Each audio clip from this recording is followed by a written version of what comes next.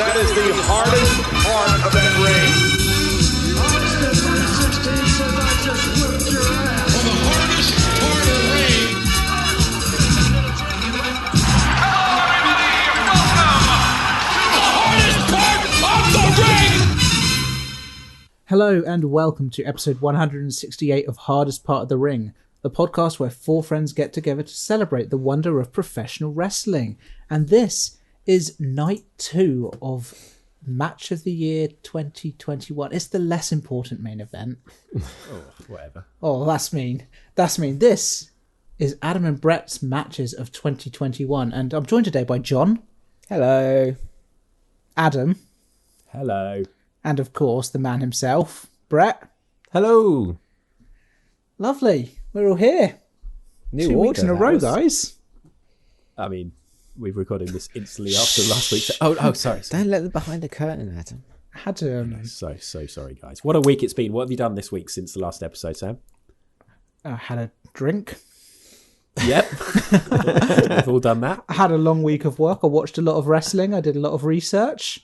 Yeah. How about yourself? What have you been up to? Oh, same. I had something to eat. Very good. Brett, been up to much this week? Yeah, sleeping. Yes, this is good because the listeners can identify with this kind of stuff because they've all done that too. What have you done in 7 last days? I just sat here the whole time waiting for you guys to come back online. Diligent John, that's why we call you that. But we're here today for what is going to be Adam and Brett's matches of the years. Matches of the 2021, I guess. It's not I'm a looking- great I mean, sentence. that's exactly what it is. We'll go with that. Last week, episode 167, if you want to hear mine and John's, John and my, match of the year 2021. I knew I should have scripted this for you. No, it's fine. If anyone's wondering why I'm hosting, it's because we're giving Alan's fucking Fuck's sake. If anyone's wondering why I'm hosting, it's because we're giving Adam's delicate voice box a rest. He's got a lot to talk about today. Yeah. And we're going to jump into it. We're going to have 3 of Adam's matches of 2021. We're going to have 3 of Brett's matches of 2021. And then we're going to have a few honourable mentions. And perhaps we're going to rank all 12 matches from this podcast and last week's. Ooh. Possibly. So Should we, just in case, because I expect this will happen, and hear me out here, I expect there'll be people who have been off, haven't listened to the pod for a little while, they look at the episode list, they go, all right, let's have a little look, Sam and Jon's, nah, fuck it, give that a miss, don't care about them. Oh, Adam and Brett's, yeah, I'll go and listen to that. Should we let them know the matches that you guys spoke about, just in case they want to go back, like really quickly? No, I think any listener that thinks that, fuck them. So any listener that thinks that, do fuck them. But just in case you don't want to get fucked, my matches from last week: Team Taz and versus Darby Allin and Sting. Quicker. Kenny Omega versus Orange Cassidy versus Pac. You can do it quicker than this. Bryan Danielson versus Hangman Adam Page. Yeah. 60-minute draw. John's matches. John, do you want to do them? No. Really quick. Go on, John. You can do this. Fuck. My match was Britt Baker versus Thunder Rosa in the Lights Out match from Paddy's Throwdown. Then it was Walter versus Ilya Draganov for Takeover 36. And then it was Daniel Bryan versus Edge versus Roman Reigns at WrestleMania 37. That was all off the top of the dome, Boom. guys. I haven't got my notes in front of me. Very impressive, John. That's what you get for sitting in the seat for 7 days waiting to do a second podcast. But here we Rehearsing. go. We're jumping straight in after this. Martinez face off the edge of the ring. That's one of the hardest part of the rings there. Adam, Yes. where do we start with match of the year 2021 for you? It's not really match of the year, is it? It's favourite matches, right? Yeah, we've each picked. Basically, we all put together a big list of matches, didn't we, in our WhatsApp? And we were like, I tell you what, I'll talk about these 3, I'll talk about these 3. And we some of us picked our favourite matches, others, allowed others to talk about them. So we're just covering all sorts of good matches. But I'm going to start with a match that predates a match that we spoke about on the last episode when Sam talked about Bryan Danielson versus Hangman Page, the hour-long classic where we saw heel Bryan Danielson try and win the AEW Championship. I'm going to take it back to the 24th of September. It's another episode of Dynamite. This one's being held in New York. And we're seeing face Bryan Danielson taking on the champion at the time, who was Kenny Omega. I prefer this match to the hour-long match. Do you know what? I do as well. Yeah. Yeah. It, of course, was an absolute dream match. Bryan Danielson had pretty much just joined and he'd set his sights immediately on the belt. Two of the best, if not the two best wrestlers in the world. For my money, yes. Yeah. So I think everybody was ultra hyped. This was very much a wake up on a Thursday morning, do not check any social media or anything, and the first thing I do at my desk is watch the match so I don't see what happened. And the great thing is what AEW do a lot of the time, and they do it really well, is they start off with a fucking hot match, so the crowd are hot. And I think this match had three entities: Danielson, Omega, and the crowd. Because watching this again, I forgot how hot the crowd were on this. I mean, they're seeing a dream match. They're loving the guys who were wrestling, but they were incredible. Like, so many chants, getting on their feet, so loud. And they just put on a 30-minute barnstormer of a match. Both guys just kicking the shit out of each other, pulling off big moves, amazing chemistry, intensity. It was just brilliant. The pace never dips during this match, does it? No, it doesn't at all.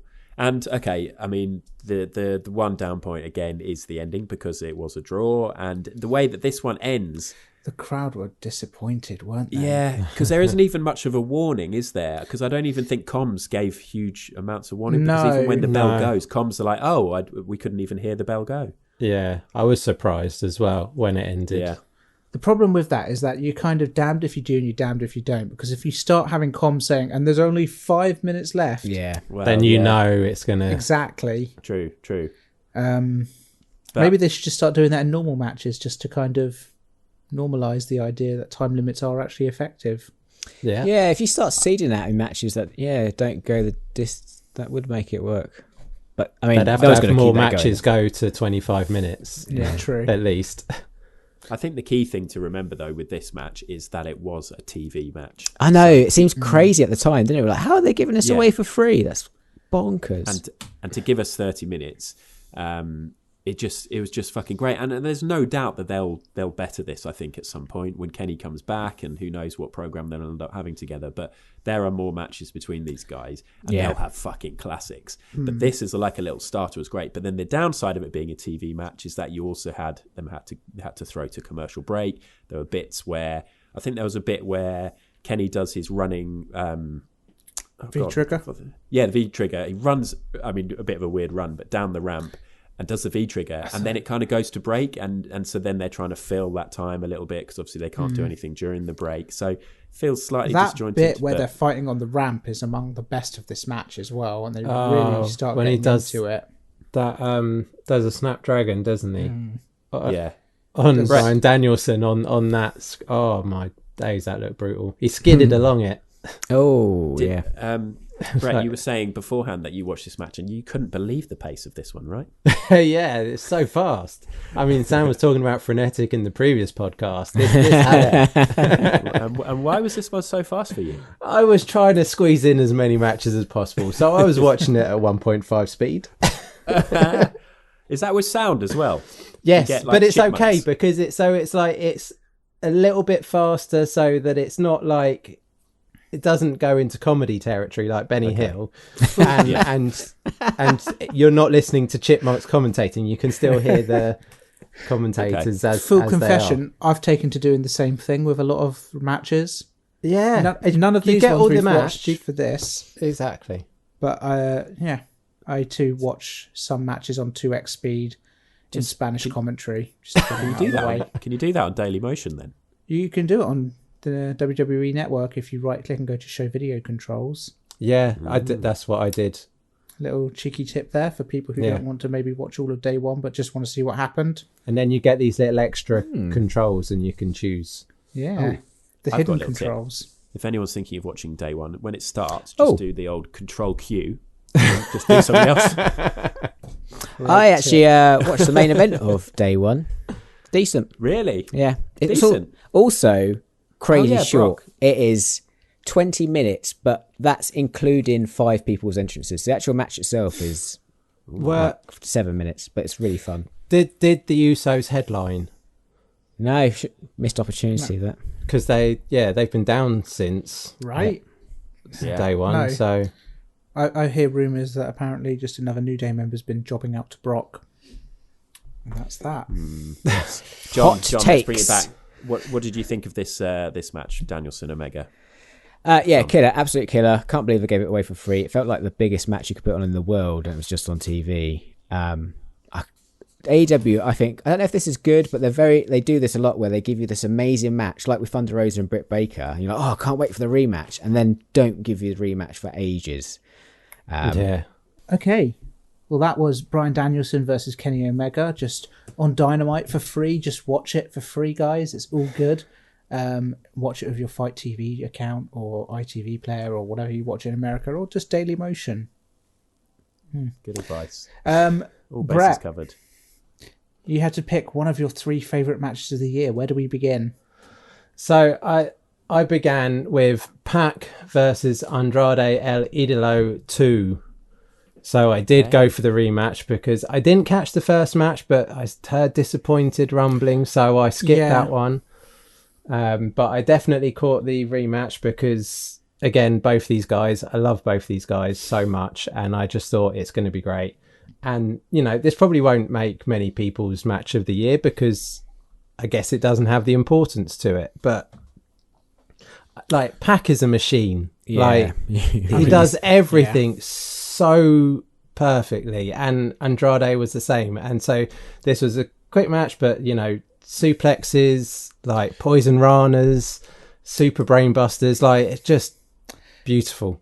It's no coincidence that this is the second time Pac has turned up in our match of the year discussion. He's our number 1 favourite wrestler, isn't he? When we did our top 50. He is our number 1 rated. And this is the thing, like, I love Pac so much. He's so good on the mic, and all the little video clips he was doing before, like, I just, like, he is, to me, like, I love Hangman Adam Page, very much so. Glad he's champion. But I really want Pac. I know it's, like, so crowded now, but I want Pac to be up there because I think he's just got everything. More than any other match on our list of kind of matches of the year 2021, this one highlights how much of a mess up WWE have done letting go of their NXT talent, because what you have here is a great NXT champion versus another great NXT champion. Oh, yeah.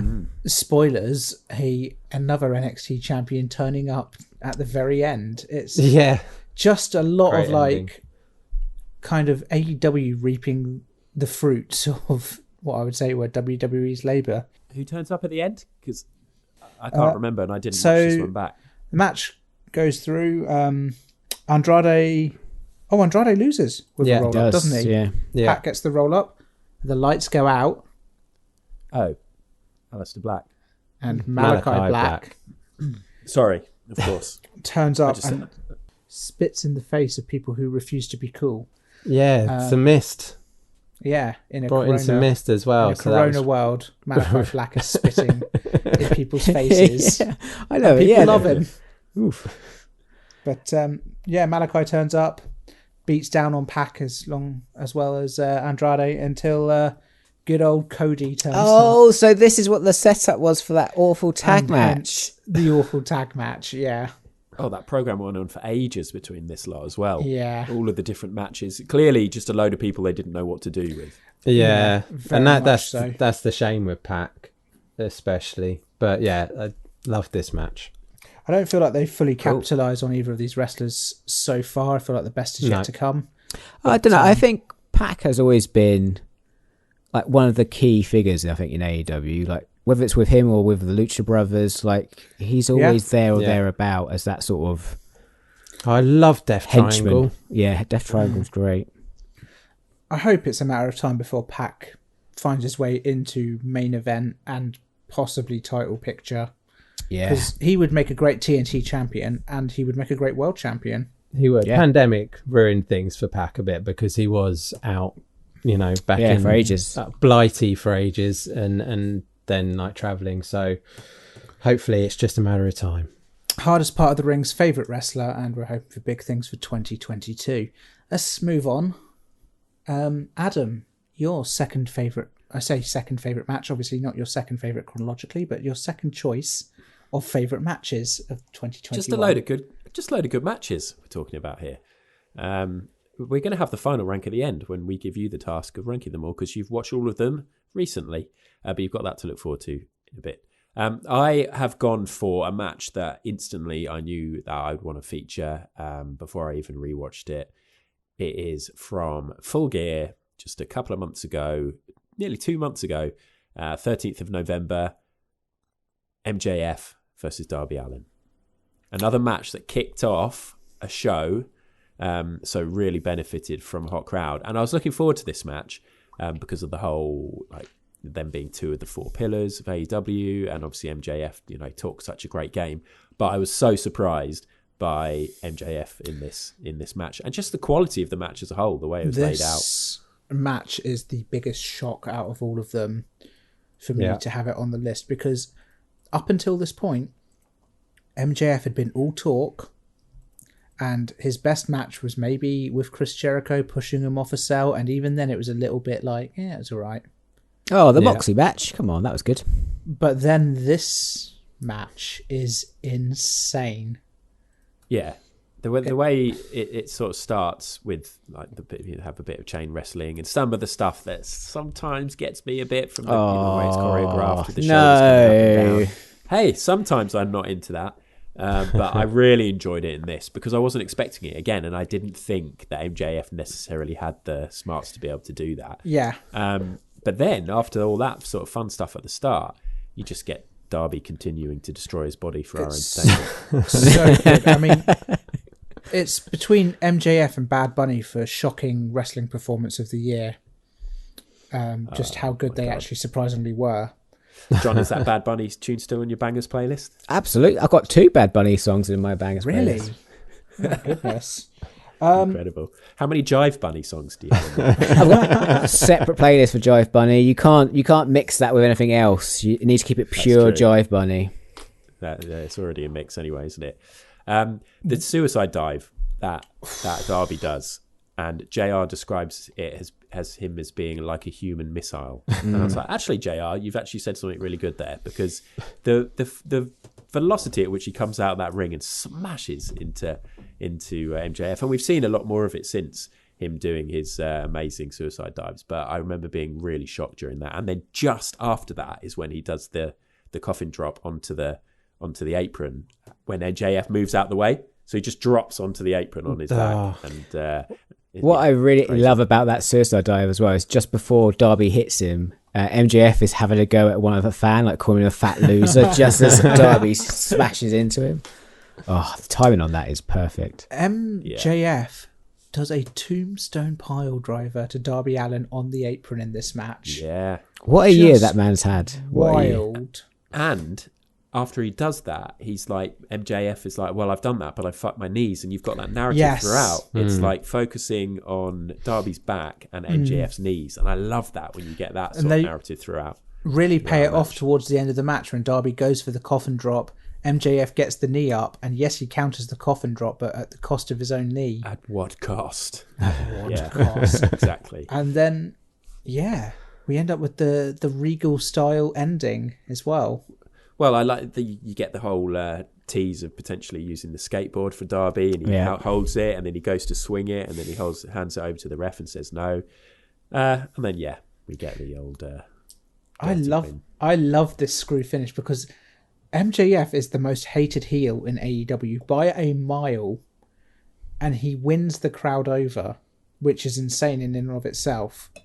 And then he sticks a middle finger up to the crowd and smacks Darby with the diamond ring, gets the headlock takeover.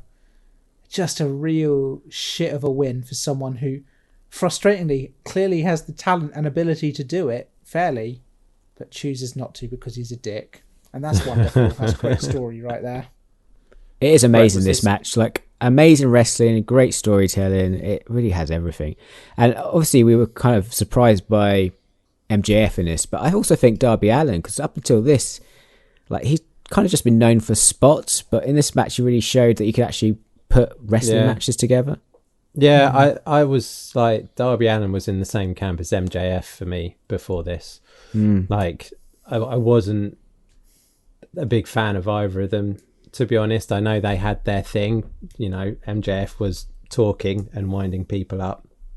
Darby Allin putting his body on the line. Yeah. Like in body bags and stuff. Crazy shit. But no, it was a really good, unexpectedly really good match. Yeah, and like, yeah, with the chain wrestling and everything, I love a bit of chain wrestling, so I was over. Oh, because I remember you weren't on that pod, were you? So how did that work? Did you just go and watch it in your own time, or did we tell you to watch it? I can't remember. Like, or is this one where you watched it? I watched it on the pod. Yeah, and you couldn't because of work. Yeah. Oh, I'm pleased you saw it though, because I wasn't sure if you had actually seen this one or not. Yeah, it's also worth noting that this is on the same card as Punk versus Kingston and Omega versus Hangman, and yet this probably steals the show. Yeah, it was my favourite match. It was. That's just incredible. We could talk about one of those matches next. Indeed, Brett, what is your next favourite match of 2021? Well, funnily enough, funnily enough, the segues are so good when Sam hosts, aren't they? They're just they are right? Serious. Hangman Adam Page versus Kenny Omega at Full Gear. Wow. Where after such a long story and build up from dropping to nothing, losing all his friends, building himself up, making new friends, and then winning the big old belt. It's a big old belt. It's a big old belt. It is a big old belt. And for that alone, I think is why it's one of my favourite matches. Just the whole storyline. The very first thing that occurs to me with this is kind of, is this a favourite match of the year because it's such a good wrestling match, or is this a favourite match of the year because this is a culmination of a very good story told over a very long period of time? I think the latter, but it is a very, very decent match as well. Yeah. Like, these guys, like, again, like I say, you can't go wrong with a lariat. And finishing on a buckshot, I just love it, because the best thing about the buckshot lariat as a finisher is what I sort of hated about it before, but now I've learned to love it, is that everything has to be just right for it to hit. Oh yeah, for sure. So like, you know, and so often it fails because everything has to be just right. So when everything's just right and he hits it to win a championship, it's like, it's amazing. The way he pulls it off in this match as well is absolutely beautiful, with the Young Bucks outside the ring kind of letting bygones be bygones, and then he lands the one on the back of the head first. Omega doesn't go down, and then he finishes him off, and it's just really poetically beautiful to see kind of the match finish in that fashion after such a long, arduous run for him. And I think for me, like, this match is summed up no better than when about 30 minutes into the match, Hangman gets up, gets in Omega's face, and just shouts at him. And he's just like, it's so good. It's the sign of a champion who's become a real confident wrestler. Yeah. Guys, is this the most prepared that Sam has ever been? Yeah, he's looking for the top job, I think, Adam. Yeah. He's making his play. Every match, he's just ready to come in with loads of thoughts. He's got loads of clear and concise notes. 2022, the year of Sam. I'm just saying that. It's been a long and arduous run for the Hangman, and it's been a long and arduous run for the Sam Man. And perhaps some of us are looking for the top place, big dog. And I've been known as the greatest, the best pod machine. The greatest podcast host of all time. Do you know what, Adam? You got yourself a new nickname there. The best pod machine is real strong. Yeah. Especially for the amount of podcasts that you put out. You are. That's going to stick. An incredible talent. Thank you. It's been said before. By myself in the mirror.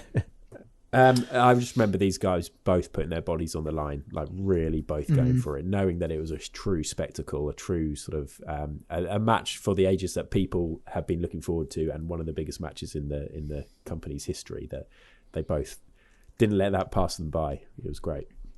It had a lot of heart, didn't it? This match, like you couldn't help but be swept up in the emotion of it all. Yeah, totally. Just incredibly enjoyable and a real worthy champion. It's great to see Hangman at the top of the ladder. It's because, like, Moxley, Jericho, Omega, like, yes, they were good champions, but also they could be champions in any kind of organization they'd wrestle in. Yeah, he's really sort of the first proper AEW champion. Massively. And that's, I think, what is the most exciting thing is I can't wait to see who he's going to feud with next. Yeah. I can't wait to see who's going to take the title off him. The only thing is, he's already had a draw, and I just feel like Daniel Bryan is just looming over him. And Daniel Bryan, I don't know. I just don't know if it's going to work out properly. And I feel like Tony Khan might be tempted at some point to be like, "Oh, let's have Bryan go over, and then maybe Hangman can win it back." And I just feel like they might have the experience I have a feeling to that do this properly. Bryan might be taking home that Owen Hart trophy, kind of winning that tournament, and then setting up a kind of a title win there. I don't think Hangman's going to have a very long reign because he's had a difficult run to get to this championship.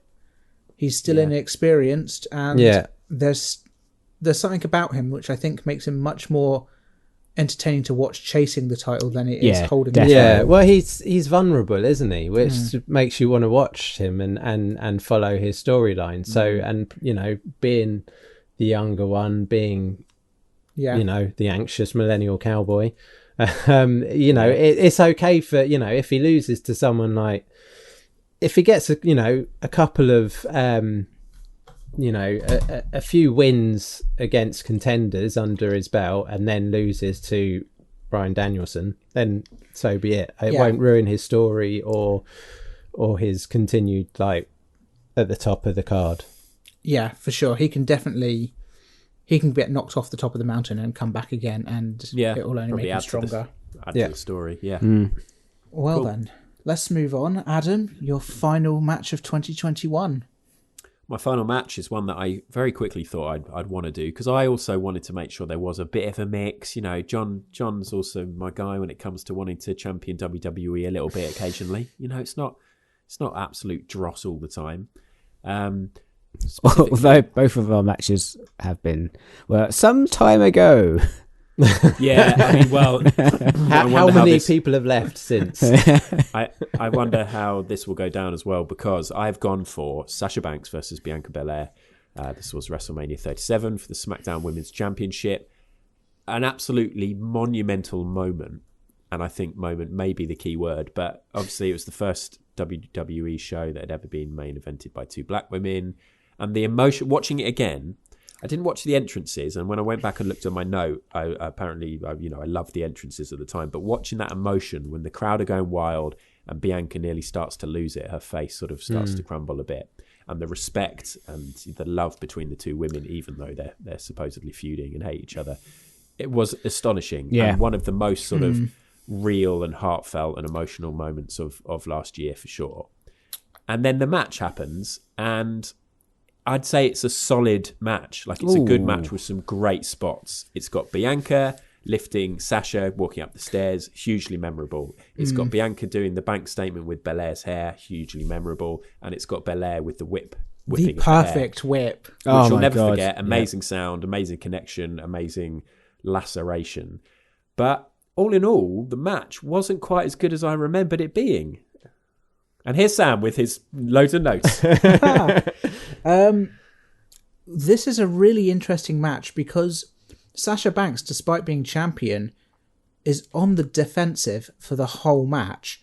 She is constantly playing counter to Bianca Belair's strength. And I think storyline-wise, it speaks to how strongly they made Bianca look in this match by basically having her muscle Sasha around. And we know that's kind of Sasha's thing. She kind of is the women's version of Darby Allin, and Darby Allin being the men's version of Sasha Banks. She'll ragdoll herself around. Yeah, they would be in the Raggy Dolls. Incredibly characters, scrappy wrestler.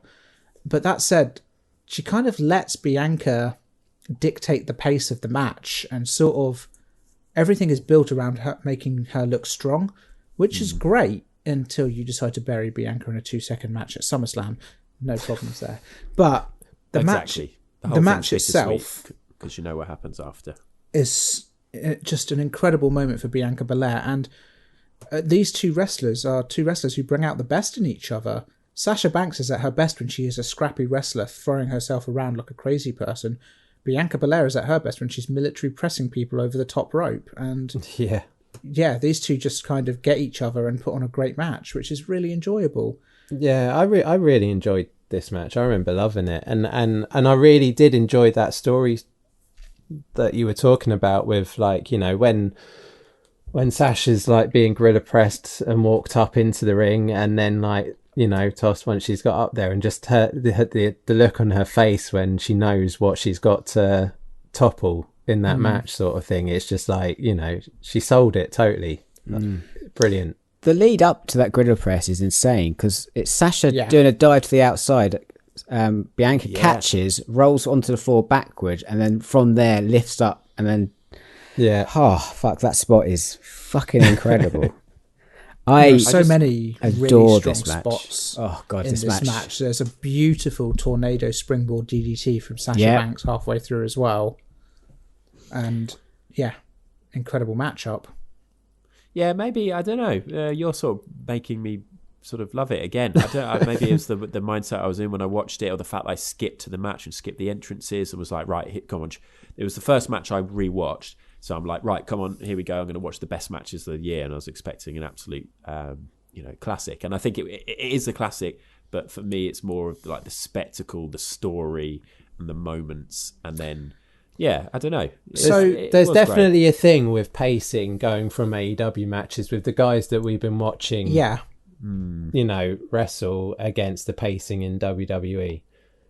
Like, it's just totally different. Yeah, especially with things like the camera work, which is noticeably better in AEW. Oh, the camera work in this and the triple threat was atrocious. Like, they were just, some of the cuts they were doing were all over the place. It's fascinating to watch because going back to both the triple threat and the huge amount of Bryan Danielson matches we've watched, you have like a common theme there of the same wrestler doing the same moves in two promotions, and seeing how it's portrayed in WWE, where if he grabs the hands and does the stomp on the head, the camera just up and down. It's very hard to they started doing that, and I hate it. Then you watch it in AEW where they don't do that, and it just makes the move look so much more impactful and brutal.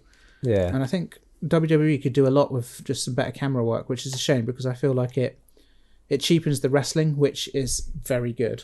Yeah. They want it to be like an action movie, don't they? They do. Yeah. Like, let's add our own effects. They made it like the Bourne sequel, the second Jason Bourne, because the first Jason Bourne, the camera would be set and you'd see the action and it was awesome. The second one, they did this thing where they were taking you through with the action and the camera was going everywhere and it's like, I can't see what's happening. And the first one, it was so awesome, and now I don't know what's happening. Bit like that. Yeah. Frustrating. It's interesting because it's a shame. It's a shame because like the wrestling itself is so good and such a monumental event, and for as much as we criticize WWE, to have a main event of two black women wrestling each other at the biggest event of the year and putting on an absolute barnstormer of a match, you can only credit that, really. That's incredible stuff. And we should leave on a positive note on that, because it was fucking great and it was a great moment. I was 100%. just like, it wasn't quite as good the actual match as I remembered, but it was still fucking brilliant and deserves to be on this list. Absolutely. And with that, we move on to our final match number 12, and it's coming from our very own Brett Jones. So, obviously, we haven't spoken about it yet. So, I'm talking about the Lucha Brothers versus the Young Bucks at All Out in a steel cage. Match of the year for me. Nice try, Adam. We know how much you hate the Young Bucks. No, Spot Fest is what you called them. Of the year, and it featured the fucking Young Bucks. Can you believe it? This is the match that made me fall in love with them. So the Young Bucks, you know, just like you did, Adam, some people love to hate them. So the Young Bucks as heels is incredible. Yeah, because they love that and they thrive on that, and they've had that shtick, you know, for a long time. So they know what they can do, and so them as heels with that is brilliant. The Lucha Brothers are just so loved, so them being the faces is obvious as well. But like, just I think the best thing about this match is that it is in a steel cage. Therefore, there's no tagging in, tagging out, because all the best stuff that happens in the matches with these two teams is when they're all in the ring, and this is like all the time for this.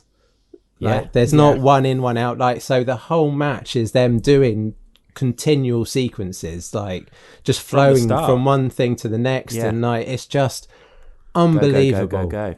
It starts in fifth gear and it just goes upwards from there. It's wild. Yeah, I think probably the first half of the match is kind of what you would expect from these two teams, who are both excellent teams. Yeah. It's kind of, it's amazing pretty, wrestlers. Just great spots, great wrestling. Then Brandon Cutler does throw of the year, getting that spiked shoe into the ring. That throw is insane. Like, just watching it back, you forget how incredible that throw is. First time over the steel coast. Oh, unbelievable. Yeah, he had one job and he nailed it. He absolutely smashed it, wearing that silly mask nonetheless. Guys, I think you've got, like, he's just chucked a little bag, he's just chucked a shoe over a fence. I'd like to see you chuck a shoe over on a fence. live TV, a very high fence. Like, we're talking like 12 feet, aren't we? Adam, we know how much you hate the Young Bucks. Just keep it together. I'm going to go and chuck my shoe. I'm going to film myself chucking my shoe over my house. You couldn't chuck your shoe over a house. Do it. And we've turned hardest part of the ring into the office, which is what we've always wanted. But yeah, Brandon Cutler chucks the shoe into the ring over the cage. Matt Jackson brings out the $5,000 Jordan with the tacks that he super glued on. Yeah. And the match just kicks into overdrive here. It becomes a bloody mess. Yeah, Sam will have to correct me, but like they have a proper super kick party. I can't remember what point that happens, but like literally one gets up, super kick, down, up, constantly going in different directions. Like, yeah, they were doing some chops. Yeah, they did a load of chops and blows then they your did mind. the super kicks, and it was fucking great. Yeah. But before all that, before the like somebody chucking a shoe over a fence, that makes you guys so excited. Just before that, Penta, before the spikes even connect with his face, is already an absolute He is bleeding. And that's one of my images of the year, is him, the close up of his face with his mask slightly ripped because one of the Jacksons is trying to rip it off. The blood like in his eye and coming down his face with the face paint and the mask is just an absolute iconic image. It was amazing. He was a mess, and he's given his children absolute terrible nightmares for life. Both of the Lucha brothers, by the end of this, looked like they had just lost in Street Fighter. It was wild. Yeah. Just bloody messes of themselves with holes in their masks and stuff like that. But it just made it all the more enjoyable, because whilst we already know that the Young Bucks are incredible wrestlers, and we already know that kind of Penta El Zero is one of the most loved wrestlers, Rey Fenix, man. He is, like, out of every wrestler in AEW who, you know, should have a shout at one point in time being AEW champion, I think it's hard to say that kind of like anyone before Rey Fenix, because he is such an incredible wrestler. He is. And you know, like, you see him in so many matches and you just think, if you did see him in a proper singles stretch, like, you know, we probably would already put him up with Bryan Danielson and Kenny Omega, because he can just do doubt it will so ever much. happen? Yeah, I severely doubt it will ever happen, but my goodness, don't need to. Just keep him in the tag division. It's fucking great. He's going to be taking a small break for a while. Yeah, did you see that injury? I haven't watched it yet, but I've heard about it. Oh, it's nasty. Oh, okay. I wanted to give a shout to Don Callis and Comms. Watching this back, forgot how fucking great he is. Oh, he's Comms great anyway. at all of Such these an matches. absolute piece of shit. But he's just absolutely brilliant. Yeah, I love it. I love the attitude he comes with, and like he's not afraid to sort of like have a little like dig at one of the other comms if they get something slightly wrong or whatever it is. He's been one of AEW's best signings, without a doubt, for me. Yeah. In the stuff in the feud for Kenny and Hangman, when he was dressed as the cameraman and all that kind of stuff. Just the stuff he wears to the ring just to get heat. Like, do you remember when he wore those like, weird genie shoes, like the pink ones? Oh yeah. I don't imagine you wearing those, John. Oh, I turned up put it to off, Riptide though. back in the day. but yeah, so this match as well, you know, like I really didn't see it coming, but it culminating with the Lucha Brothers going over. Yeah, lovely results. Yeah. And winning. Like, it pitched it perfect, because, like, you know, when you watch those matches and the crowds really want that, you know, and we're watching matches and we want the the face to go over and then it doesn't happen, and you just think that's such a wasted moment. And this wasn't one of those. Like, No. the crowd were hot, you know, everyone watching it loved it, and the face went over, and it was perfect. And then you had the beautiful emotional moment of Penta calling over his Yeah. kids like a And moped terrifying them. and covering them in blood as he kisses them. Thanks, Dad. Oh, what a match. Amazing stuff. What a match. There you And go. with that, those are our 12 best matches of 2021. Adam, Brett, any honourable mentions that you'd want to include that we've not added to our list? Got any, If Brett, I that you could can think of? remember, no. Well, I put together my list I found from Grapple, all my like highest rated, and the only ones that we haven't mentioned. I had Finn Balor versus Pete Dunne at Takeover Vengeance Day as one of my best matches. I can't remember why. Don't I remember don't that. think I watched that one. No. And then the only other one was Roman Reigns versus Cesaro at Backlash. I thought that was a banger. That was good. Do you know what? That is a match that I would add to my own list. I think kind of Really? out of all the Roman Reigns matches from the year, like the one versus Cesaro was my favourite, and I think it's a real shame that Cesaro has not managed to turn this into his main event status that he absolutely deserves. Yeah. Yeah, he's never going to Funny get look though. back, isn't it? It's funny, a lot of the WWE stuff, you look back and go, oh, do you remember the hope we had then? Like when Bianca won the title. The and thing like is, when like, Cesaro got his When chance. Cesaro was in that main event, I remember us saying at the time, what are you going to do with this? Yeah. And sure enough, nothing. Anyway, Sam, you are the only person who watched all 12 of these matches recently. We all tried to watch a few, so at least two of us had watched all of the, each match. Sam watched all of them, so yesterday I set you the challenge. Can you rank them all? And can you do it swiftly? All right, guys. So we have gone through 12 different matches, and I've watched all 12 of them over the last 24 hours. Okay. Sorry, I made the mistake of opening up something on my phone which started playing, so you can just cut that. Was that like Lorry Driver AMSR or something like that? Maybe? No, it's just I've covered it up for 6 years, but when when Sam starts talking, I tend to just look on my phone. Fucking knew it, you know. Go on, Sam. We've carry put on. 12 matches together. We've talked about all of them. I've watched all of them. I've put them in order of what are my favourites, what I think are the best ones. Hang on a second. Are we okay with Sam dictating what our top matches are? Yeah, becoming As long as God. it's quick. Yeah, I'm for it. Do it. I've got all of these notes. I just hit. Oh my god! Most notes he's ever done. I can't believe this. Okay. Next year Number it's- 12. It's just going to be a monologue from Sam next year. Number 12 in the list. Daniel Bryan versus Roman Reigns versus Edge. Outrageous. I'm Go all on, for that. next. Number 11, Pac versus Andrade. Fair Number enough. 10, Team Taz versus Darby Allin and Sting. Number 9, Bryan Danielson versus Hangman Adam Page. Oh, my matches Number are doing 8. well so far. Number 8, Sasha Banks versus Bianca Belair.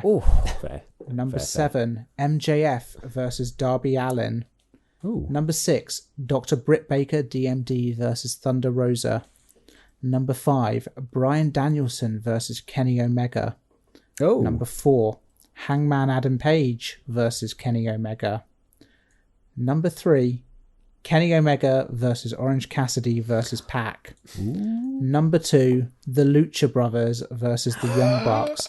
And what I think is the best match I've watched in 2021, probably by a mile, is Walter versus Ilya Draganov. Did which I win I this think is an podcast, guys? incredible Have I won this podcast? wrestling? You won 2021, I think, John.